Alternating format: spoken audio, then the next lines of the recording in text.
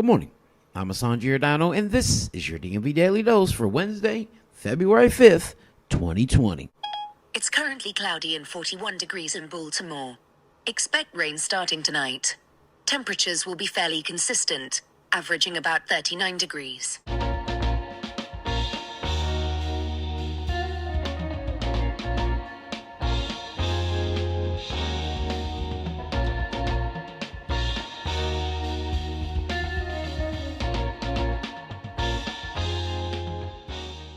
Well, there's a new Democratic nominee who is set to fill out the remaining term of former Congressman Elijah Cummings in his 7th congressional district seat. Only the name isn't so new, because he was the man who handed Cummings the seat when he left to take over the NAACP over 20 years ago. And his name is Congressman Kweisi Mfume.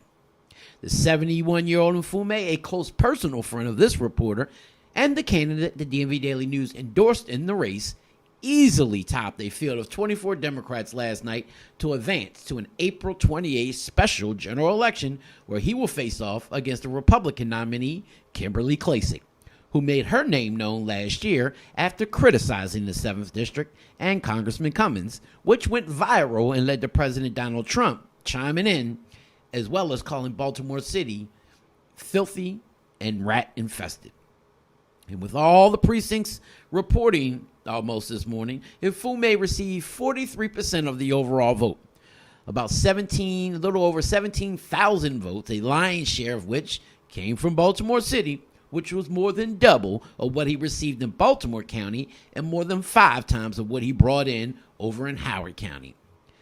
But it was more than 3 times that of many of his competitors, and more than his 3 closest competitors combined, including Delegate Terry Hill, Maya Rocky Moore Cummings, and Senator Jill Carter, which speaks volumes to his turnout. Now, speaking of elections, the Chicago Tribune is reporting that more than 24 hours after Iowa Democrats turned out the caucus, the incomplete results from the gaffe-filled counting of preferences in the nation's first presidential contest showed former South Bend Mayor Pete Buttigieg continuing to hold a narrow lead. With 71% of the state's nearly 1,700 precincts reporting late Tuesday evening, Buttigieg's lead held steady with 26.8% of delegate support, followed by Vermont Senator Bernie Sanders with 25.2%, Massachusetts Senator Elizabeth Warren with 18.4%, former Vice President Joe Biden with 15.4%, and Minnesota Senator Amy Klobuchar with 12.6%. Now, the results, based on the percentage of Iowa's 41 national nominating convention delegates, were virtually unchanged from results released early Tuesday, with 62% of the precincts reporting. Now, with all the candidates holding the same positions, the race remains too close to call.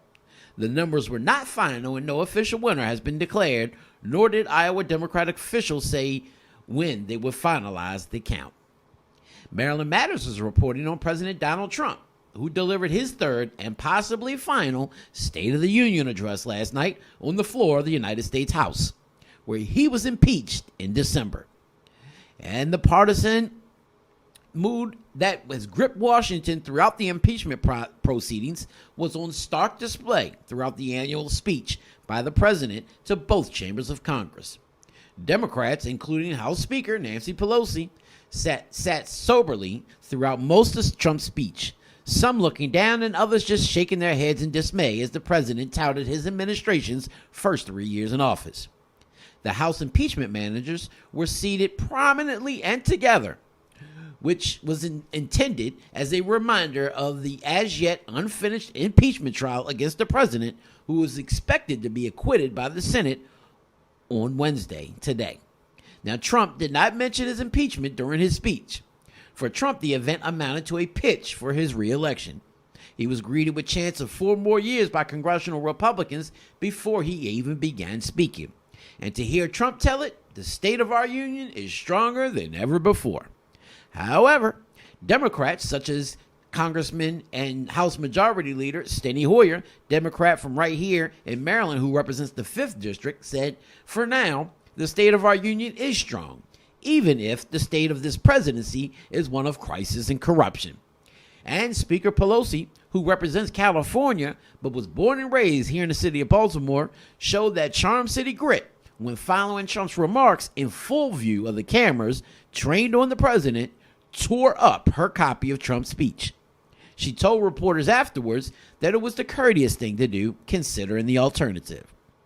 Well, the Baltimore Brew's Mark Ruder is reporting that during 6 terms as Baltimore City Comptroller, a period which stretches back to the mid-1990s, Joan Pratt has owned and operated her own accounting firm, Joan M. Pratt CPA and Associates. How often her clients may have conducted business with the city has long been a matter of conjecture. However, new financial disclosure rules passed by the Baltimore City Council in December following the corruption conviction of former Baltimore Mayor Catherine Pugh offers some clarity. Yesterday, Pratt offered a preliminary answer to the question of what persons doing business with the city paid her company $1,000 or more in calendar year 2019. The answer? 2 liquor outlets, she reported in a sworn statement filed with the City Ethics Board. Starlight Lounge, located at Franklintown Road and Fairmount Avenue in West Baltimore, paid Pratt's company $1,500, while Nagash Incorporated, owners of the Bayview Liquors on Eastern Avenue, paid about $1,225. Her disclosure, however, came with this caveat: reserve the ability to update this final disclosure with new information if necessary. I will immediately amend this filing to include any new information that is discovered, Pratt put on the document. Her disclosure statement also helps clear up the disposition of a Too Cheap boutique, a designer clothes consignment shop that she co-owned with the disgraced former Mayor Pugh and 2 others. Pratt's accounting firm served as a limited partner in the Pigtown shop with 22% interest compared to 60% held by the former mayor. Now, Pratt reports that articles of dissolution were filed by the company on April 24, 2019, or 1 day before FBI and IRS agents raided the home and City Hall offices of Mayor Pugh. How convenient. With an expected Terps victory Tuesday night, fans were looking forward to a matchup between a pair of Big Ten men's basketball leaders when number 9 Maryland visited number 20 Illinois on Friday night. They got their wish, barely, as the Terps eked out their 5th straight win against the Scarlet Knights, improving to 18-4 overall and 8-3 in the league.